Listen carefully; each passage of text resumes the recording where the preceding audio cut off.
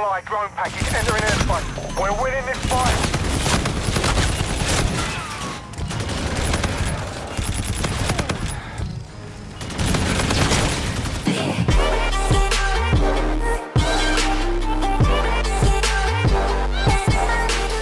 Yo, what is going on, guys? Johnny here. Welcome back to another Infinite Warfare video, or Call of Duty World War II video. I don't know what even to call this. Welcome back to a Call of Duty World War II breakdown video where we're going to talk about creator class, customization, divisions, and all of that. First off, I want to say that the gameplays that we are seeing from the bigger YouTubers that got the special Activision treatment, they are playing an alpha build of the game. Okay, it's not in beta yet.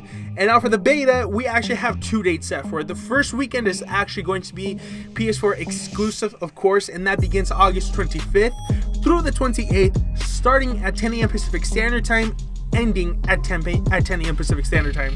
And the second weekend, of course, is September 1st through the 4th for both Xbox One and PlayStation 4. That will run from the 1st to the 4th, once again, 10 a.m. Pacific Standard Time, ending 10 a.m. Pacific Standard Time. So keep those dates in mind, and I'm pretty sure they're gonna make it like an open beta after the first day or so, like they've done years previous. And as I was going through the multiplayer reveal trailer, I see a lot of people, especially some of the OGs, who are super hyped and are super happy that Black Scope is back. So Black Scope, of course, is when you're aiming down the sights on a sniper rifle, except for the reticle, everything else is just completely blackened out, and that is not the case. So I will get to that just shortly, just bear with me. I do want to talk about divisions, however, and the creator class. So this is just an example. Unfortunately, they were not able to create their own class. They weren't able to customize their classes or their soldiers. They were locked specifically to the 10 classes that they had available at E3.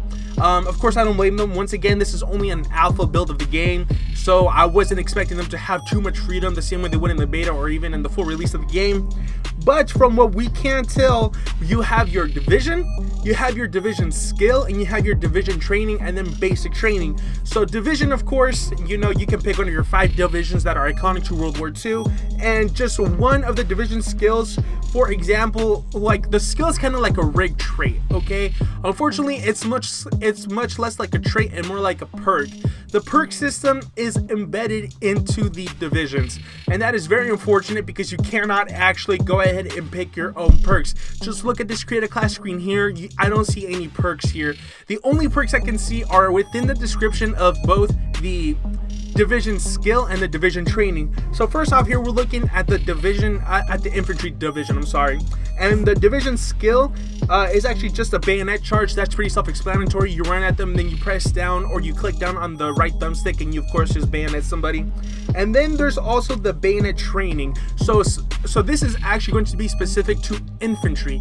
So with this specific infantry training, you can have 2 extra attachments on your primary weapon, making that a total of 4. So by default, you can add 2 attachments to your primary, but with this training, but really it's a perk. Let's keep it 100, let's keep it a bug, let's keep it a thou wow. It's a perk. You can have a total of 4 attachments, and I'm actually super happy that quick draw is going to be in Call of Duty World War II. That was one of my main concerns that I didn't really want to express, because then people would have said I'm a scrub, I'm not an OG. There was no quick draw in older CODs. I know that. I just like quick draw. That's just me personally. And then of course there's also your basic training, which is independent from your divisions. So that's really cool. So you can kind of pick your quote-unquote perks in that manner, but basic training here is actually pretty independent from your divisions from what we can tell. And then this basic training is called steady, so that means it's pretty much hardwired and attack mask in one. And also you can sprint for longer periods of time, so like that's either Marathon Pro or Iron Lungs. No, that's not Iron Lungs. I forgot what it's called. And it's really cool that you can have that across the board, independent of what division you are in, that you can sprint for longer periods of time. And I do want to talk about the Mountain Division, because the Mountain Division has a division skill called Sharpshooter. And this is where snipers come into play, and some of y'all might not like this. Now, they haven't actually came out and said this, but this is purely me breaking it down, paying attention to the descriptions and everything. So the Sharpshooter perk, or the division skill, is actually kind of, it will be iffy and it will be a pivotal role in sniping. So let's just get right to it. So y'all know how I mentioned the black scope, right? Black scope will only happen with this division skill. Holding your breath will blacken the scope and you will gain aim assist only when holding your breath. That is not across the board. That is not on all snipers. I mean, it is on all snipers. But holding your breath and black scope will only happen with the mountain division skill sharpshooter. That's the only time it's going to happen. And aim assist on snipers is not going to be a thing unless you are running the mountain division and the division skill sharpshooter. That is the only time you will get black scope and the only time you will get aim assist, when holding your breath with this specific division. So I don't know what you guys can make of that. Me personally, I don't know, but then again, this is why we have different classes. Of course, each class is going to have a different division, a different basic training, but that is unfortunately going to be the case so far. And one of my concerns that I expressed in one of my previous videos is that we are going to have division specific perks.